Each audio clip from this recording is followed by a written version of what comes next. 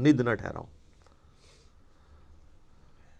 وَإِن كُنتُمْ فِي رَيْبٍ مِّمَّا نَزَّلْنَا عَلَىٰ عَبْدِنَا، اور اگر تمہیں یہ شک ہو، کوئی شک ہو اس چیز کے بارے میں جو ہم نے اپنے بندے پر نازل کی ہے، یعنی قرآن، یہ قرآن جو اللہ کی کتاب ہے، جو نبی علیہ السلام کا واحد معجزہ ہے، جس کی بنیاد پہ دعوی نبوت ہے، اس کے بارے میں اگر تمہیں کوئی شک ہو کہ یہ کتاب انہوں نے خود گھڑ لی ہے یا یہ کتاب اللہ کی طرف سے نہیں ہے، کوئی انسانی کوشش ہے، فَأْتُوا بِسُورَةٍ مِّن مِّثْلِهِ، تو تم بھی کوئی اس سے ملتی جلتی ایک صورت ہی بنا کے لے آؤ۔ وَادْعُوا شُهَدَاءَكُم مِّن دُونِ اللَّهِ، اور بلا لو مدد کے لیے اپنے جتنے حمایتی ہیں اللہ کے سوا، ان کنتم صادقین، اگر تم سچے ہو۔ اللہ کے سوا جتنوں کو بلانا ہے تم بلا لو، جنوں، بلکہ سورہ بنی اسرائیل میں تو آتا ہے کہ سارے جنوں انس بھی مل کے اگر اس طرح کی کوئی کتاب بنانا چاہیں تو کتاب نہیں بنا سکیں گے۔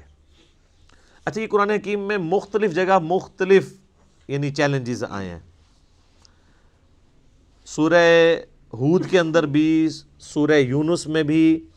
سورہ ہود کے اندر تو 10 صورتوں کا ذکر ہے کہ 10 صورتیں بنا کے لے آؤ اگر بنا سکتے ہو۔ سورہ یونس میں ہے کہ ایک صورت اس سے ملتی جلتی کو بنا کے لے آؤ، ایک صورت بنا کے لے آؤ۔ یہاں پہ تو آخری چیلنج ہے کہ کوئی ملتی جلتی، چلو اگر مکمل نہیں تو کوئی قریب قریبی کوئی صورت بنا کے لے آؤ، تو یہ کوئی مشکل کام تو نہیں تھا۔ قرآن حکیم کی تو ایک بڑی چھوٹی سی صورت ہے، سورۃ الکوثر، انا اعطیناک الکوثر فصل لربک وانحر ان شانئک ھو الابتر۔ اس کی بھی کوئی کاپی نکالی جا سکتی تھی ایسے لوگوں کی طرف سے جو یعنی اتنے فصیح اللسان تھے کہ وہ دوسروں کو اجمی کہا کرتے تھے، ان کو اپنی زبان کے اوپر اتنا ناز تھا، فی البدی وہ عام جو گفتگو ہے اس کو بھی شاعری کے انداز میں بیان کر دیا کرتے تھے۔ لیکن یہ تاریخ میں نہیں ملتا کہ کسی نے یہ چیلنج اس طریقے سے قبول کیا ہو۔ اتنی شرم و حیا ان کے اندر بھی موجود تھی۔